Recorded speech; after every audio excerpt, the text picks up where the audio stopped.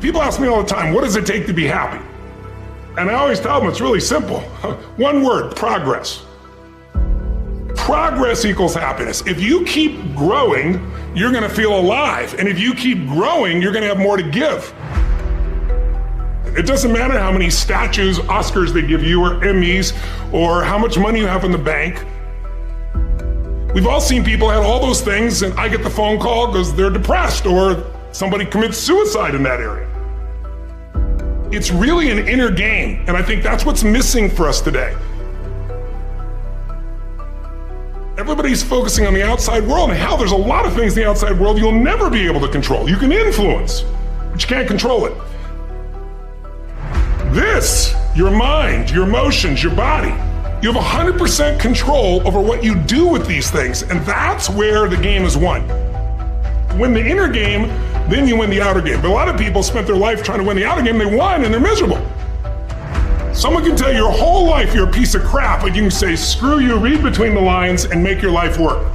Someone can tell you your whole life you're beautiful, you're intelligent, you're the smartest person in the world, and you don't believe it. Because self-esteem doesn't come from what people say about you. Self-esteem is earned within yourself. It's esteem for yourself, which only comes by doing things that are incredibly difficult, and then your brain goes, this is who I am. You really gotta figure out what you're made for, and nobody knows in the beginning. So you start where you are and you do what's in front of you, do what's next, and you keep growing until you start to discover, hey, this is my real passion. So identity is the number one thing I work to change with people, to expand it. Expand your own sense of who you really are and what you're capable of. And the mindset has to be destroy any limitation and move forward, move forward, move forward. I think passion is the genesis of genius. If you've got enough passion, you're gonna find answers nobody else does. But most people run out of fuel, meaning they get tired, they get exhausted, they get burnt out, they get the law of familiarity. They're around something so much they take it a little bit for granted. And I've managed to see something in myself that I found in every great leader that I've ever respected, and that is, I value intelligence immensely, but I know really smart people can't fight their way out of a paper bag pragmatically, right? What I see as the one common denominator of people that are successful over a lifetime is the sustained hunger. Hunger is the number one factor. A lot of people, it's the expectation that destroys their ability to be successful because they expect to win on the first shot, and no one does. And so it's like, are you asking the universe to be unreasonable for you by expecting to be good on your first try? With 20 hours of focused effort, most people can be pretty decent at something, but most people spend years waiting to do the first hour. How can I decrease that action threshold and get someone to just embrace the suck? You should expect to suck, and it would be unreasonable for you to be good if you haven't done it before. I think that most people know to get in shape or to lose weight, whatever, they know they need to eat fewer donuts and move more in general, but they don't, right? Because they're afraid of getting started, or they don't have the discipline to keep going, which is they can't make the short-term sacrifice for the long-term achievement. Once people understand you're going to fail, and you're going to fail a lot, and if you can't deal with that failure, then you won't do the things you need to do to ultimately be successful. Most people had a graveyard of failures before they had their actual first success. Is this the path for me? Well, if I started something, I would be more likely to be successful than if I did not start anything. Like when you squat, first time you squat, you're orienting yourself to your environment. You're barely actually squatting. You're just looking like you have a bar on your back. But you learn so much between that first rep and your 10,000th rep. You have to be, in my own language, willing to stare nakedly at your inadequacies. And if you can stare nakedly at your inadequacies, then you can actually get better. I think most people have a dramatic underestimation of how much volume it takes to be successful. Right? They're like, okay, I should go on 5 dates and then find the girl I'm going to marry. Like, what if it was 500? Do not cast power to your excuses. Own your circumstances, because no one else will. I think the difference between rich people and poor people, successful people, not successful people, is the degree to which they give power to their circumstance. So I have to keep working hard, and hopefully everything will work out. I'll be number one in the future. So I'm going to continue to work hard, and we as a team are going to continue to work hard as an organization the same way. We continue to push and push until we get back to that top. While everybody would be at the cafeteria work, eating and doing that sort of stuff, I just go back to the gym. I'm talking to the one that's been through hell. I'm talking to the one that really wants to take it to that level that no one has ever been. If you learn to put in 120%, I guarantee you one day you'll wake up 3 years from now, 5 years from now, 10 years, I don't know, and you'll make exactly what you want to make. You'll have the job you want to have. You'll have the position that you want. You'll have everything in life that you want. If you can learn not only to go to work, but I'm talking about go with all your energy, all your strength, and all your spirit. If you continue to believe that your best work is behind you, then you will never achieve what is ahead of you. You are going to have to get acquainted with pain, with discomfort, with inconvenience. Because hunger is the only thing that's going to give you the power to persevere through that pain. We spread ourselves too thin, don't know how to say no. And we find ourselves doing all kinds of things and never ever have time to do those things that we need to do to work on ourselves. And then there goes a second, there goes another second, there goes another second, and we can't stop and hold time. And before you know it, you wake up one day and you're behind in your dreams and your bills. Work like hell. I mean, you just have to put in 80 to 100 hour weeks every week. When someone gives you hell, make sure you push them right back and give them hell. What you gonna do on Monday? I don't see that. What you gonna do on Tuesday? Like you just showing me your dream. I don't see what you doing on Wednesday. What time you getting up on Saturday? What you doing on the weekend when everybody else chilling? Show me your plan. Don't just show me your dreams. It ain't gonna be easy. It's not gonna be a walk in the park.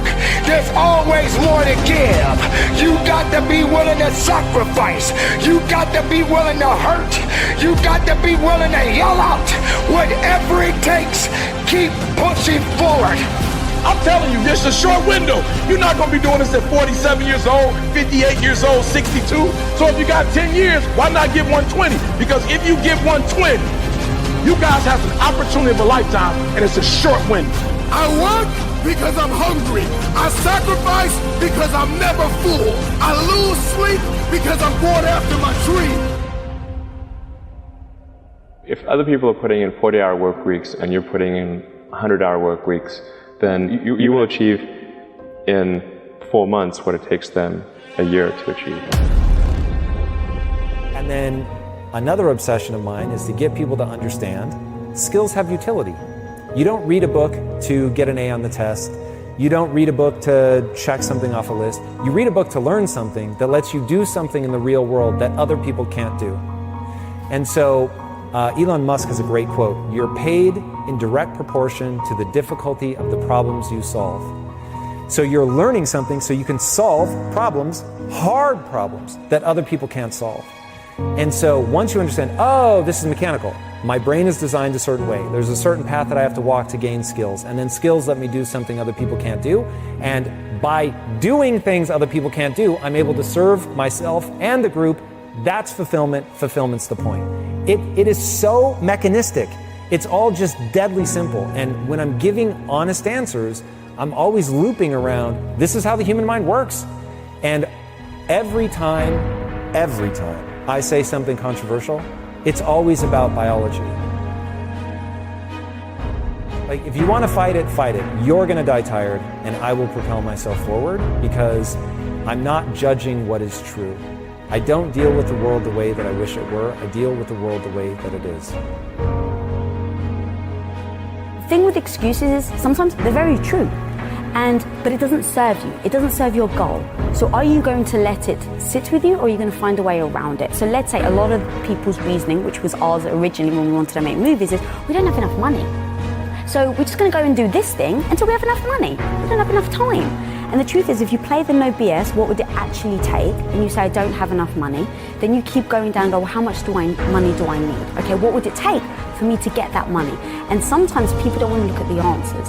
So maybe it takes you having to sell your house, move in with your in-laws, and rent one of their bedrooms for the next 3 years, in order to save your money so that you can go and start a company. Well, some people don't want to do that. Okay, well, at least now you have your answer and you're not sitting there using the excuse that you don't have enough money. You just looked at it and like, oh, for me to get there, I need to live with my in-laws for 3 years. I don't want to do that. And now you've just decided. And now you're not beating yourself up over, oh my God, I can't believe I'm not there yet. Or like with us with Quest, we didn't leave ourselves any room for excuses, because we just went down that list of, are we giving this over? Are we doing this? Are we actually showing up? And if the answer is no, then how can you expect to reach your goal? So once we sit there and go, what is our goal? To build a studio as big as Disney. All right, before you even get started, we sit there and go, what? Like, no BS. Don't try and say like the things that we want it to be true. But actually, what is true, that what would need to be true in order for us to build a studio as big as Disney? And so we sat there and we said, okay, it's going to take us to put our own capital in. It's going to take us to work hard. What does work hard look like? Is it a certain amount of hours? Is it a certain amount of achievements where you put things into place and you make sure you're always incrementally working towards that? Is it that maybe you have to, so this is exactly what we did with Quest. It was, we have to put the house on the line. And that was like the no BS, that's what it's going to take for us to go all in and build Quest Nutrition. And so once we sat there and said, okay, it's going to take us to put our house on the line, it's going to take me at the time to be the supportive wife to come in and help you out. It's going to take no vacations. It's going to mean you're going to need to take a third of your pay cut. Like, we literally sat down and wrote a laundry list of what it's going to take to start in Quest Nutrition. And once we had that list, we just looked at each other and were like, all right, are we willing to do it? And when the answer is yes, now you just know what you're heading towards. You know the type of path that you're about to approach. And so there's no surprises. There's no all of a sudden him coming home and going, yeah, babe, so the business isn't doing well. And so, oh my God, I'm so sorry, but we lose our house, right? There's no surprise. We've established what we're going to do in order to go for that goal. And in that comes the sacrifices. What are you willing to sacrifice? What are the things that you're okay with putting aside for now? And a lot of that was my self-esteem, my ego of like, I didn't know what I was doing. So every day I'm struggling, I'm trying to figure something out, and I keep failing.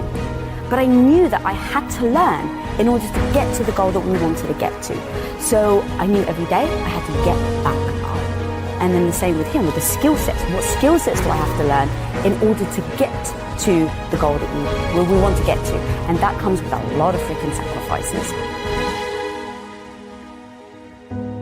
I'm no longer going to value myself for being good, smart, right, worthy. I'm going to value myself entirely for figuring out what I need to get good at to achieve my goals, and then I'm just going to do that. And I'm going to do it knowing that success cannot be guaranteed. The rich will become richer, the poor will become poorer, and the middle class will get wiped out. And the reason why is because some people, rich people, will understand money and they will continue teaching their kids. And everybody else, the majority of people who have no idea what's happening, will continue to become poorer because they don't even see it happening. The moment you take a paycheck, you're an employee, and that's the mindset. So my rich dad never paid me. It drove my poor dad, government employee, nuts. You gotta pay people, you gotta pay people. And rich dad was not saying that the paycheck was bad. He says you didn't want to be a slave to money. So as an entrepreneur, if the rich dad folded, I just started another company. I don't need a paycheck. I don't need anybody to take care of me. If my government doesn't like me, I move to another country because they need entrepreneurs there. So the entrepreneur is not so much the business. The entrepreneur is really the mindset and the skill sets and the different set of rules. Small business does not operate in the same rules as big business. Entrepreneur is a mindset first, a skill set, and rules. And depending upon whether you're an employee or a small business, the rules are different. The mindsets are different. The skill sets are different. You inherited that, whatever it is, that poverty. You inherited that mindset, that idea of scarcity, that idea that you don't have enough money. You inherited that. Building wealth becomes a revolutionary act. Because now you start saying, I'm going to go against what I was taught. Right? And so I said, by starting with $25. If you can do $25 a month, that's cool. If you can do $25 a week, that's cool. But what happens is, once you start understanding the power of how your money works, you'll start saying, I don't need to do that because that's taken away from this. That 25 will now become $50. Guaranteed. that 50 will now become 100 because you're gonna start doing more with less. The person who works out and sees that they drop 10 pounds in 2 weeks says, you know what, I'm gonna go a little harder because I know if I can drop 10, I can drop 20.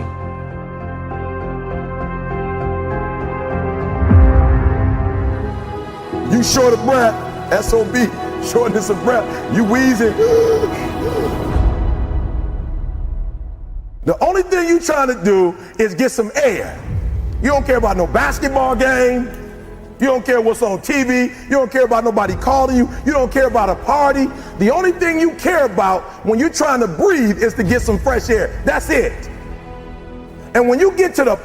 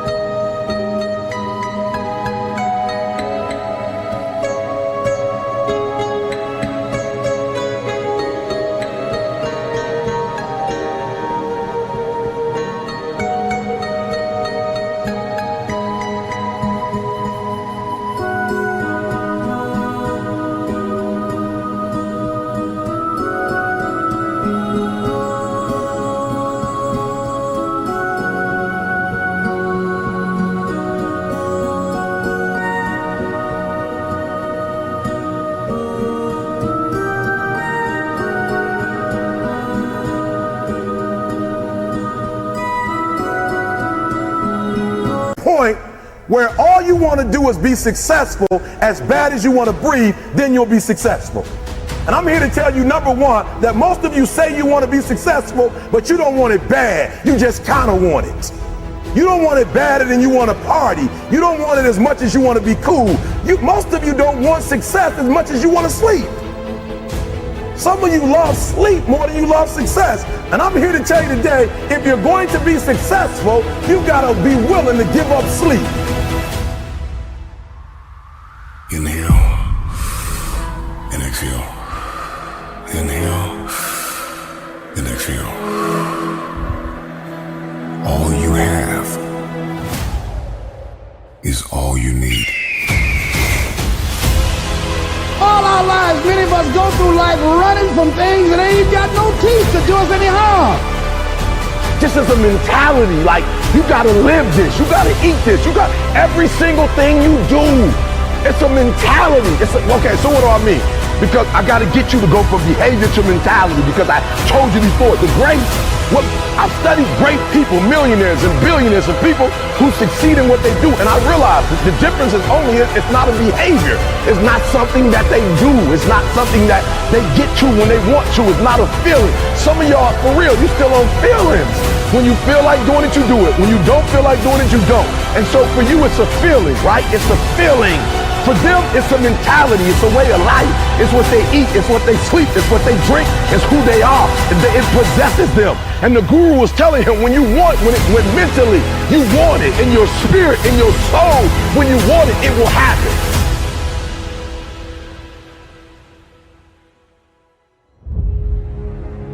It's all back down to a very primitive mindset of we just have to do. It's like breathing. Breathing becomes normal. Like, we don't know that we're doing it. That's how you have to live your life. When that alarm clock goes off at 4 or 5 in the morning, your mind says no. just say, this is what we do. It's what we do now. Change the way you see yourself and begin to tend to the personal details. Understand that nobody's going to take care of your business better than you. And when I start changing that kind of mindset of beating myself up because of my mistakes and start looking at the possibility of my doing better, of my making the adjustment that would enable me to do what I want to do successfully, things begin to change. Your dream is worth fighting for. If you desire to move from dreaming your dream to living your dream, you must recognize your value and you have to be willing to hold out for what you deserve. We all got a responsibility. We all got to be accountable. We all got to put in work, but don't give up. Because there's somebody out there right now that is hurting. There's somebody out there right now that is struggling.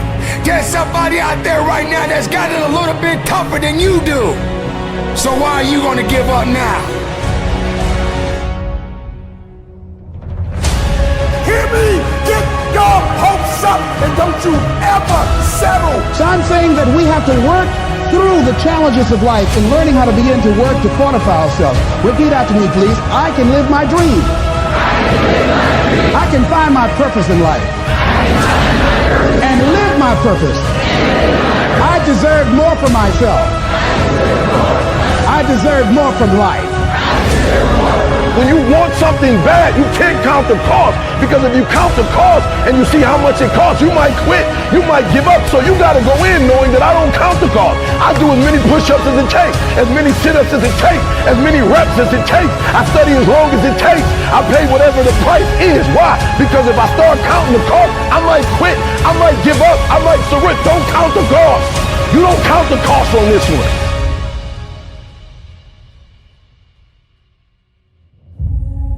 As long as there is breath in your body, there is a chance. As long as there's breath in your lungs, there's hope in your heart. As long as you're breathing, yes, you can. Live, breathe, life, you. That's what it's about. And so think of it this way, 0 to 21 is springtime. Things are easy to grow in springtime. You don't have to do that much. Growing as a kid happens naturally. But overall, life is supporting you. It's sending you, teaching you, sharing with you. Now, when you get from 21 to 41 or 22 to 42, whatever range you want to talk about, you now are in the real world. And now you go test what you learned in your springtime. So you start to learn, test, figure out what's real. And it's an important stage of life. 42, 43 to 62, 63 is the power of your life. If you worked hard in the spring and the summer, and you put yourself out there and you planted, it's a reaping time. It's a time when you really become a leader. And then if you're lucky, you go from 63 to 83 and maybe 83 to 103, and you have an extended final season of your life where you get to be the mentor, you get to share. You get to make a difference. And maybe towards the end of your life, people look out for you again after you looked out for everybody else. That's kind of the cycle of life. What if you're born in 1910? World War I ends.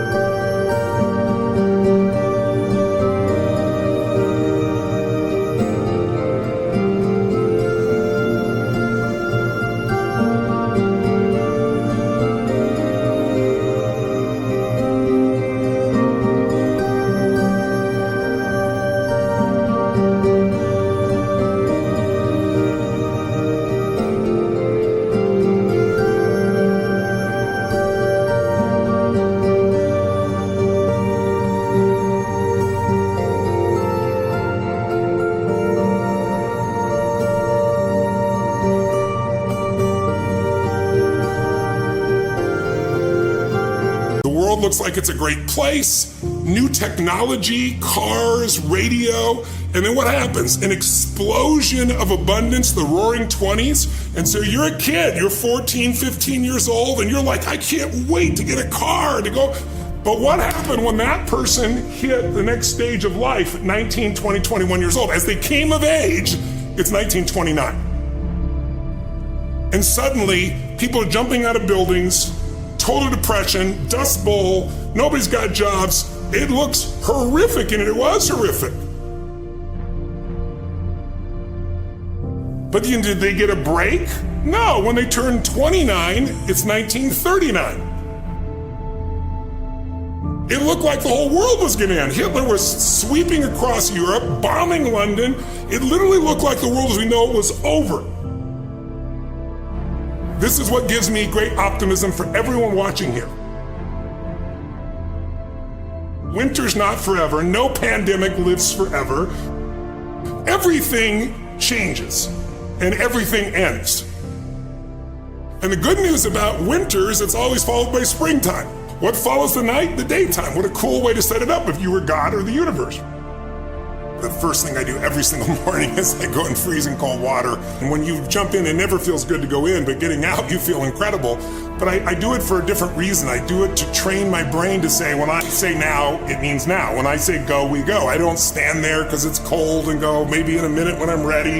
But I always do it because I've trained my brain. This is how we work. And if you train your brain to do that every single day, then it'll do it on the more difficult and important things in life. But the essence of it is, I change my body radically, and I do 3 things to make sure that my brain is primed. And what I mean by primed is, most people think their thoughts are their thoughts, Lewis, and you and I know better. Most people just don't understand that you are being primed all the time, and unless you prime yourself, you're gonna be primed by the environment. So I wanna take control of my brain, so I do 3 quick things. 1, I take 3 minutes of those 10 minutes, after I've changed my body, and I focus on 3 different events in my life that I'm grateful for. I usually pick 2 big ones and 1 small one. It could be as simple as a smile on my daughter's face, and it changes your biochemistry. Then real fast, I do this 3-minute process that's kind of like a blessing, and then 3 minutes, the last 3 minutes are called 3 to Thrive, where I focus on 3 things I want to accomplish, and instead of thinking I want to accomplish, I see, feel, and experience it as done. I feel grateful, I celebrate it, and it trains your brain. So in 10 minutes, I'm done. 3rd thing that I'll do, I immediately send a message or a text or an audio message to somebody as a sincere compliment. And I don't go, dude, great job, or wow, you're cool. I say, hey, listen, I saw you on Tuesday with those kids, and I saw you take that extra 20 minutes no one else did. And I just want you to know, I saw that, I thought that was incredible. So I'm always very specific so they know it's not just some positive thinking bullshit call, it's sincerely doing it. It makes me constantly look for the good in the people I work with. 4th thing I do is whatever I don't want to do, the most challenging part of the day. What's a story we all love? It's the comeback story. It's the comeback, it's the Rocky, it's that music where all of a sudden you step back up and you take control and rock. Good times create weak people. Weak people create bad times. Bad times create strong people. Strong people create good times.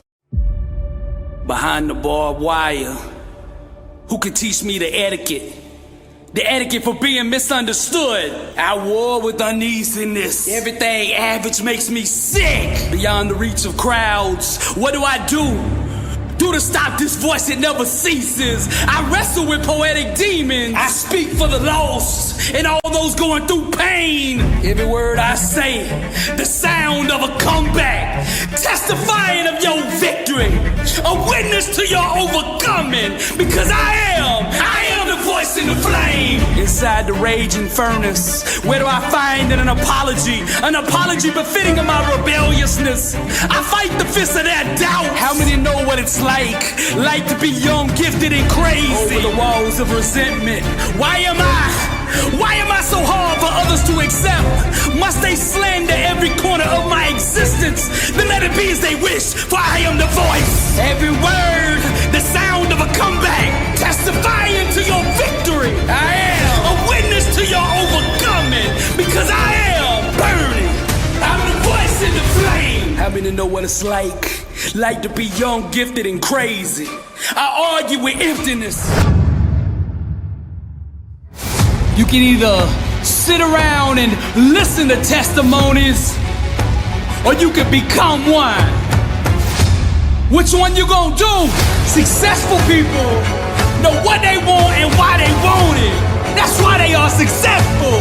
You gotta make a decision. What is it that you want? You can either sit around and listen to testimonies, or you can become one. I am truth in motion. Listen here. Truth is its own gatekeeper. Nothing can stop what truth sets in motion. You gotta stop asking for other people's permission to live your dream. It's not the other people that owe you.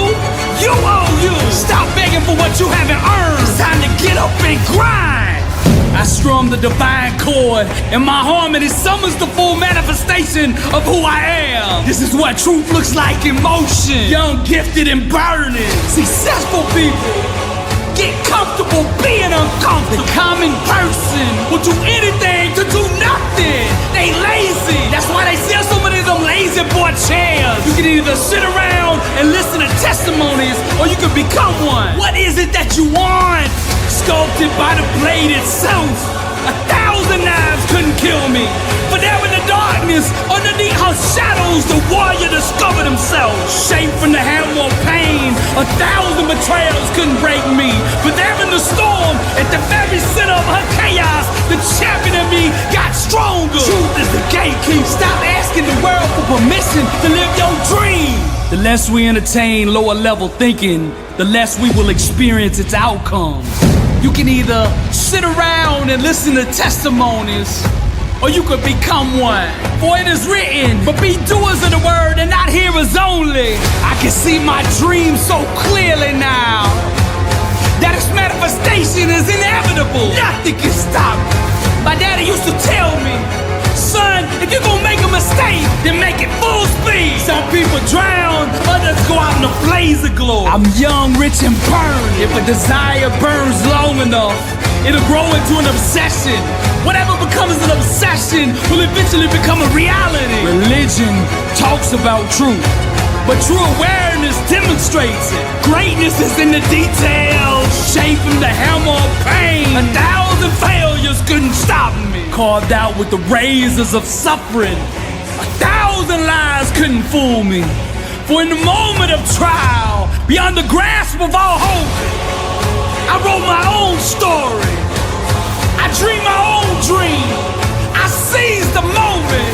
I made the decision to stop asking for permission. But there in the night, above her angry mountains, the seven thunders gave birth to a warrior. Death belongs to the unaware. Those who have awakened know only eternity. I am truth in motion. I strum the divine chord, and my harmony summons the full manifestation of who I am. You can either sit around and listen to testimonies, or you can become one.